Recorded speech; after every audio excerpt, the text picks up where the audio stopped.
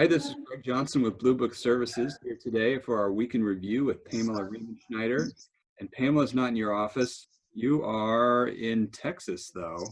Yes, I am in Texas, about 400 miles south of my office in the Rio Grande Valley. This is the Texas International Produce Association and Texas Citrus Mutual office.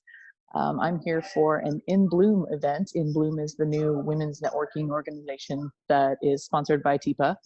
And we're doing a work night where we're doing headshots and bios and help people work on who they are in the industry to, we get so few opportunities to actually polish our professional resume and our professional bios that I thought this was a really great opportunity.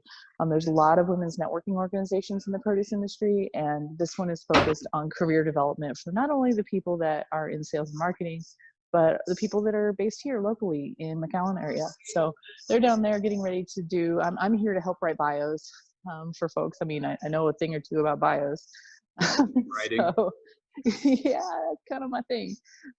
So I'm here to help out and get one of my own written up because, you never know when you're going to need it and you never know when you're going to need a new headshot. So I'm down here doing a working group, and then I also had some meetings today. And I stopped by the groundbreaking of the new facility for GR Fresh. They're actually moving into their own facility. They're hoping to have it open in November. First phase is about 55,000 to 60,000 square feet. And it's a cold and miserable day here in McAllen, but they still got some shovels out and threw some dirt. And by cold, you mean what, in the 50s? Yes. It's still cold. I had to put my sweatshirt on, man. All right, well, that's not real cold. Whatever. Well, actually two of our biggest stories of the week focused on the same retail chain that is quite popular both here and in the country that you were in a couple of weeks ago. I'm speaking of Aldi, and our stories. You had a story about kind of explaining how Trader Joe's and Aldi's are related, but not the same, and not the same in the United States as they are in Germany. And then we had our columnist, Richard Smoley, write a column about his experience at Aldi in the Chicagoland area. Yeah, and there were two very different experiences. And I actually shared my article in some of the Facebook pages that I follow. There are fan pages for almost every retailer out there. So if you want to go geek out about Wegmans, you want to go geek out about Aldi and talk about what's in the aisle of shame is what they call it, the treasure hunt aisle of special items at Aldi. There's a Facebook group for that. And they really appreciated the look and to see what an Aldi across the pond looks like. But Richard's article was a complete different comparison. He's going to join the I don't really understand Aldi group. And a couple of folks, when I posted that to LinkedIn, also commented that they've never been into an Aldi and they don't get it either. But it's something that people are going to have to get because they're aiming at being the number 3 retailer in the country by the end of 2022. And they are well on their way to building new stores and flipping their stores and adding more produce to appeal to not only the discount shopper, but also higher end shoppers as well. Well, even higher end shoppers enjoy value and bargains. And that's something that your story on Walmart dealt with too. How Walmart's starting to collect a much higher income consumer through some of their online outreach and success. But Aldi is fascinating to me because I'm a huge fan, but to me, the value outweighs the inconvenience of the lack of employees and the lack of proper merchandising and bringing your quarter to get your cart.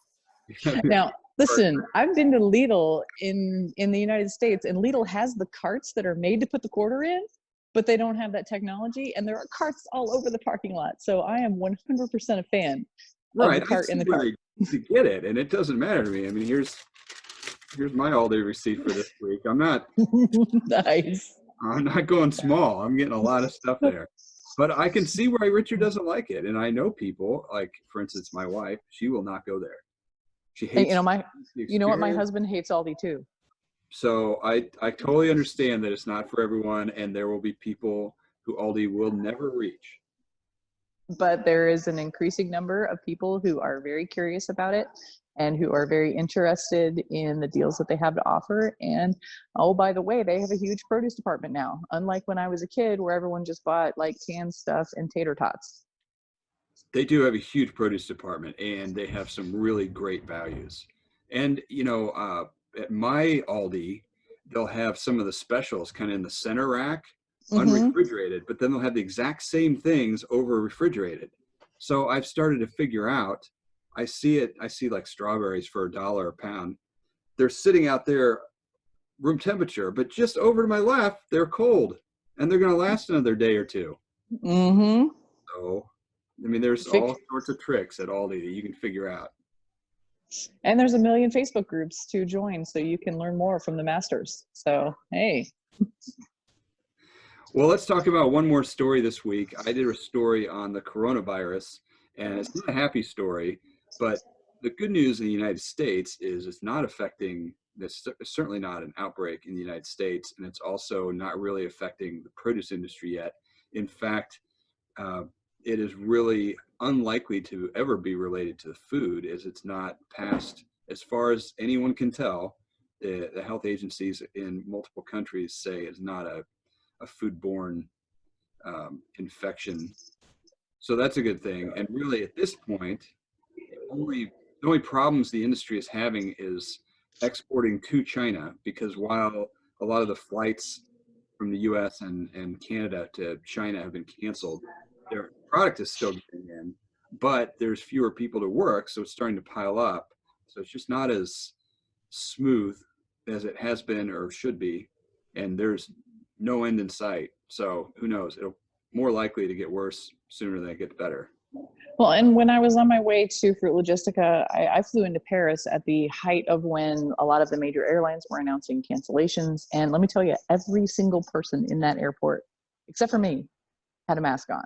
And then when I got to Berlin, one of the sessions that I sat in on at Fruit Logistica was talking about exporting from South America into Europe and Asia. And the presenter did mention that they had a bunch of container ships that were stalled out waiting to be unloaded in China, but the ports were backlogged because of this. So it's causing some slowdowns for sure.